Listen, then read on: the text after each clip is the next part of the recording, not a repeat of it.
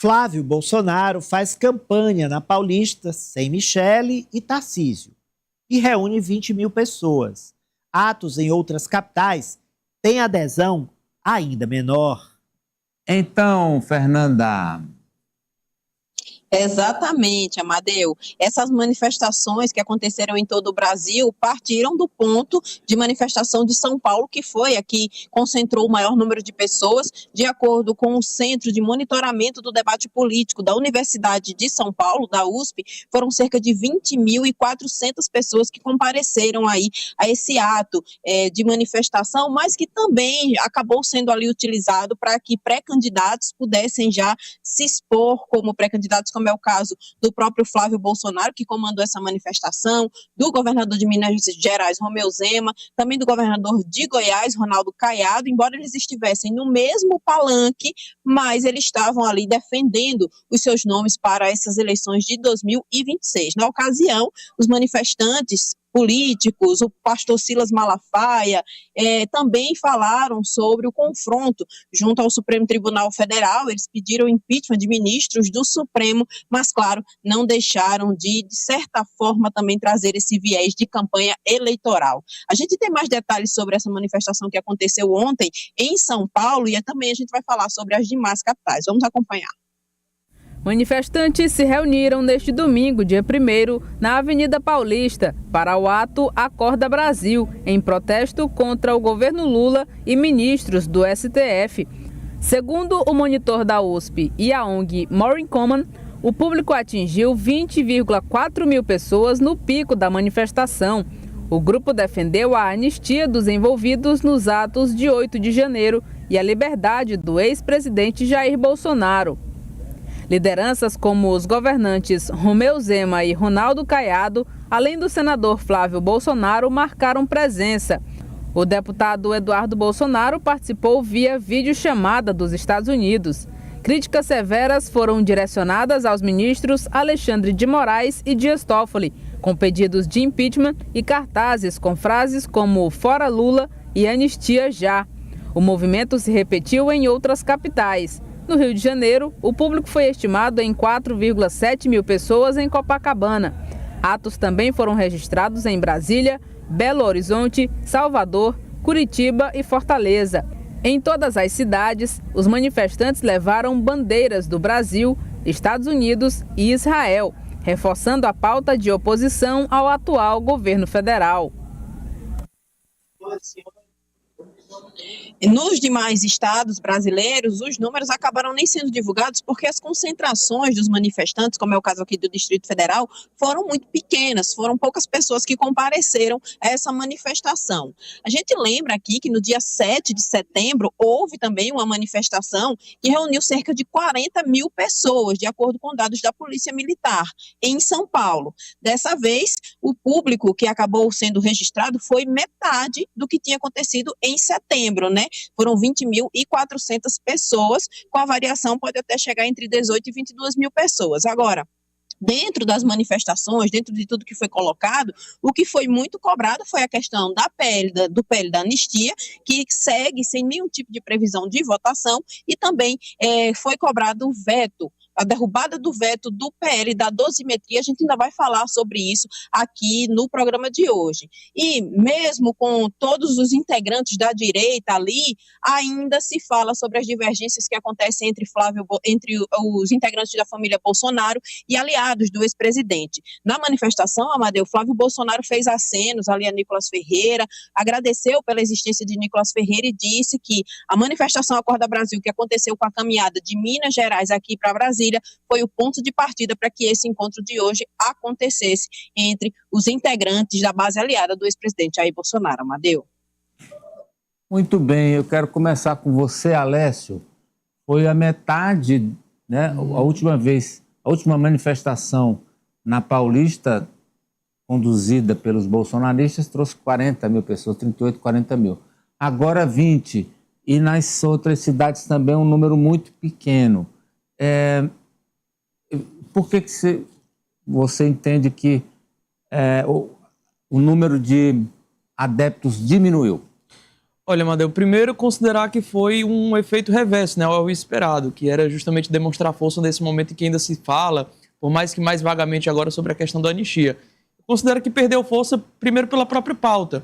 No Congresso Nacional, a época do 7 de setembro ainda estava muito viva, estava muito em voga essa questão da anistia. Inclusive, teve ali a votação, que depois teve o veto do presidente Lula. Então, eu acho que caiu na descrença mesmo da população, dessa parte da população em específico, que ainda acredita, né, nessa anistia, que ainda defende, que vai, de fato, às ruas. Do ponto de vista político, não muda muita coisa. Eu acredito que, se for mudar, inclusive, é para negativamente a imagem do Flávio Bolsonaro, porque se ele consegue uma redução dessa de 50% de uma manifestação para outra, com as principais personalidades políticas, ele, o Nicolas, enfim, o próprio governador, o Romeu Zema, que também é presidenciável, né, coloca-se ainda, você tem aí algo que pode trazer um efeito negativo para essa manifestação. E, novamente, considero que, por conta dessa descrença do próprio público da direita, do próprio público bolsonarista, de que, de fato, esse projeto da anistia avance. Né? Acho que as pessoas já não estão mais acreditando nesse papo, de que fica, de fato, na narrativa, de que não tem efeito prático. Então, por isso, deixam de participar, um efeito negativo de todos os lados, tanto do ponto de vista jurídico, porque não tem efeito prático, quando você tem, inclusive, uma redução no número de participantes, quanto também do ponto de vista político. Agora, uma participação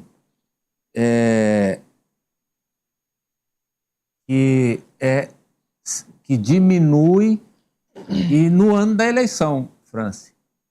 Sim, Amadeu, esse grupo não percebe que essas manifestações com pouca adesão acabam trazendo um prejuízo político eleitoral para essa imagem de um fortalecimento que acaba ali apontando para um enfraquecimento da extrema-direita no Brasil. E o que chama a atenção nesses eventos é que uma parte significativa do público, a faixa etária que participa desses eventos, das manifestações, é a faixa etária 60+. É uma faixa etária que vem se engajando nesses movimentos bolsonaristas, que muitas vezes ali influenciados até mesmo por notícias falsas, por narrativas criadas por esse grupo político, ali por mensagens replicadas no WhatsApp, notícias falaciosas, mentiras, e aí acabam participando. Então, Amadeu, esse grupo tem que reavaliar quando essas manifestações podem acontecer, com qual frequência, se é bom ali dar uma pausa, porque ao invés de demonstrar um fortalecimento do grupo político, pelo contrário, vem demonstrando uma adesão cada vez menor, e eu sinto a população em geral muito cansada dessas manifestações, desses atos políticos, especialmente em uma pauta que não encontra ali a simpatia da maioria do eleitorado brasileiro, que é essa pauta da anistia aos condenados do 8 de janeiro. Aliás, o Flávio Bolsonaro, coloca essa imagem bem aí, por favor, Alberto, Nájila, do Flávio. Olha aí, ó, volta um pouquinho, ó, que estava usando um colete à prova de balas. Flávio Bolsonaro usando um colete à prova de balas, o que eu considero correto.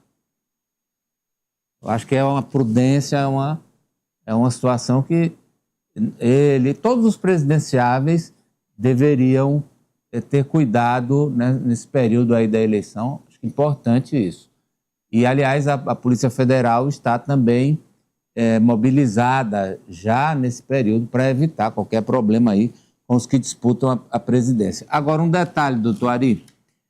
Já há no governo, não no governo, mas não é do governo, mas partidos, deputados, dizendo o seguinte: aí se configura um ato eleitoral, como foi o desfile da Unidos Acadêmicos de Niterói.